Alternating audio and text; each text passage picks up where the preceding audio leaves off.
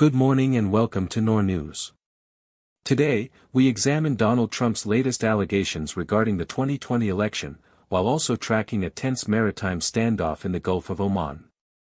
We have a packed bulletin ahead, so let's get straight to the headlines. Former President Donald Trump has alleged that China interfered in the 2020 United States presidential election, while simultaneously raising new questions regarding the security of the upcoming midterm voting process. According to reports from Al Jazeera and DW, these assertions have drawn sharp rebukes from both international and domestic stakeholders. Beijing has formally rejected the claims, characterizing the former president's statements as entirely fabricated and lacking any factual basis.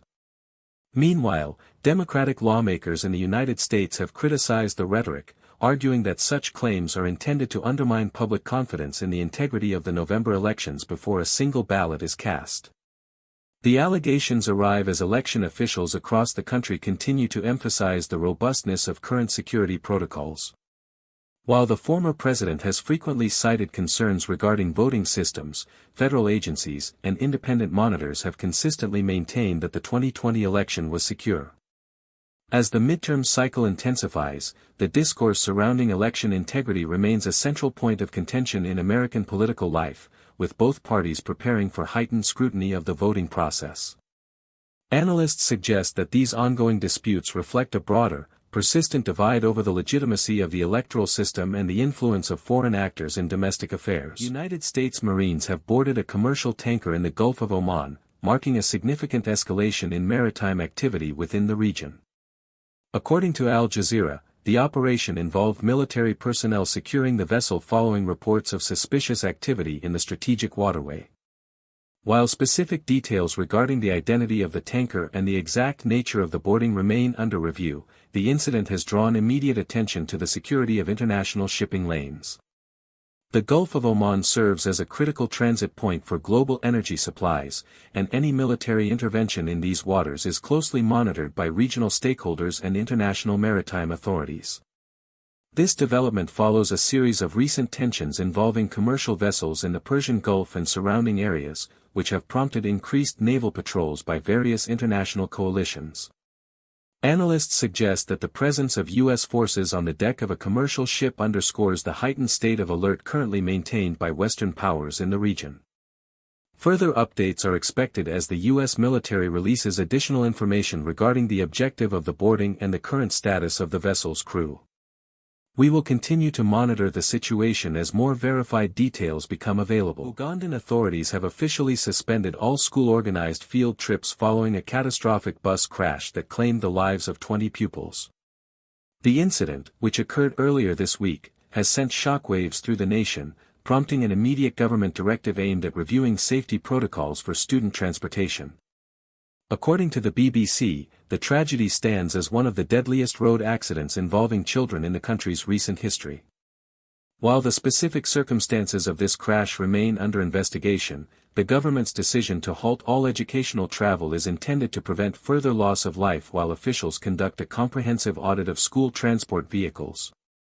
Road safety remains a critical challenge in Uganda, where thousands of fatalities are recorded on the nation's highways every year due to a combination of poor vehicle maintenance, speeding, and inadequate infrastructure.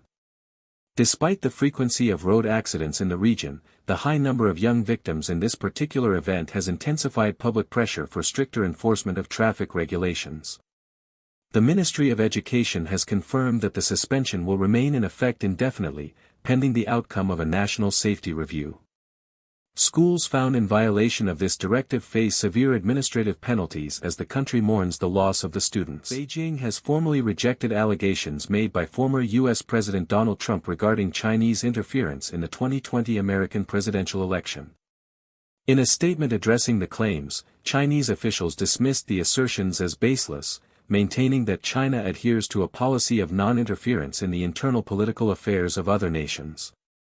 According to reports from the BBC and Al Jazeera, these comments follow renewed rhetoric from the former president suggesting that foreign actors, specifically China, played a role in undermining the integrity of the 2020 vote. While these claims have been a recurring theme in political discourse, they remain unsupported by evidence from U.S. intelligence agencies or federal election officials. Both the BBC and Al Jazeera note that the Cybersecurity and Infrastructure Security Agency, along with the Department of Justice, previously concluded that there was no evidence of any foreign power altering ballots or manipulating vote tallies during the 2020 cycle. The Chinese Foreign Ministry has characterized the accusations as a domestic political tactic intended to distract from internal U.S. issues. As of now, no credible documentation has been presented to substantiate the claim that China exerted influence over the outcome of the election, leaving the allegations firmly within the realm of political rhetoric rather than verified fact. Tehran has formally accused the United States of targeting civilian infrastructure during recent military operations in the region. Iranian officials claim that the strikes caused significant damage to non-military facilities, disrupting essential services for local populations.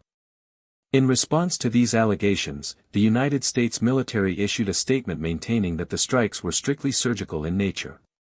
According to the Pentagon, the operations were intended to further degrade Iranian military capabilities and were not aimed at civilian assets. Reporting from Al Jazeera and NPR confirms that while the U.S. maintains its focus on military targets, the impact of the strikes has extended to areas surrounding the designated sites, leading to conflicting accounts regarding the nature of the damage. International observers note that the discrepancy between the two sides highlights the ongoing difficulty in verifying the specific targets of these aerial engagements. As tensions remain elevated, both nations continue to offer divergent narratives regarding the scope and intent of the military activity. Independent verification of the sites remains limited due to the ongoing security situation, leaving the international community to rely on these competing official statements to assess the operational impact of the recent escalation. The Church of England has officially moved to deepen its engagement with the experiences of Palestinian Christians, formally backing a motion to study the Kairos Palestine documents. The decision, passed by the General Synod, encourages clergy and congregations to reflect on the theological and social perspectives outlined in these texts, which detail the realities of life under occupation. According to Al Jazeera, the motion faced significant internal and external backlash from groups who argue the documents contain controversial political rhetoric. Despite this opposition, proponents of the motion emphasize that the initiative is intended to foster dialogue and provide a platform for voices that are often marginalized within global ecclesiastical discussions. The Kairos documents, originally drafted by a coalition of Palestinian Christian leaders in 2009, call for international solidarity and nonviolent resistance to address the ongoing conflict in the region. By adopting this stance, the Church of England signals a shift toward prioritizing the lived experiences of local Christian communities in the Holy Land. The move is expected to influence future ecumenical debates, though it remains a point of contention among those who believe the Church should maintain a strictly neutral position regarding the geopolitical complexities of the Middle East. There is no evidence to support claims that China interfered in the 2020 U.S. presidential election by stealing or manipulating voting data. During a recent primetime speech, former President Donald Trump revived long-debunked theories suggesting that foreign actors, specifically China, compromised the integrity of the electoral process. However, these assertions have been consistently refuted by comprehensive investigations conducted by federal agencies and independent cybersecurity experts.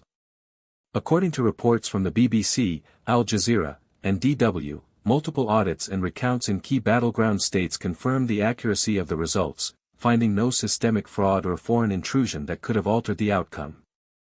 The Cybersecurity and Infrastructure Security Agency, along with the Department of Justice, previously described the 2020 election as the most secure in American history. Despite these findings, the former president continues to promote the narrative of a stolen election, a claim that remains unsupported by any verified data or legal evidence. International observers and major global news outlets have documented these repeated debunked theories, noting that they persist despite the lack of factual basis. The consensus among verified sources remains that the electoral process was conducted without the interference alleged by the former president. Thank you for joining us for this verified update on today's global events. We appreciate your trust in our reporting. NoorNews, verified before published.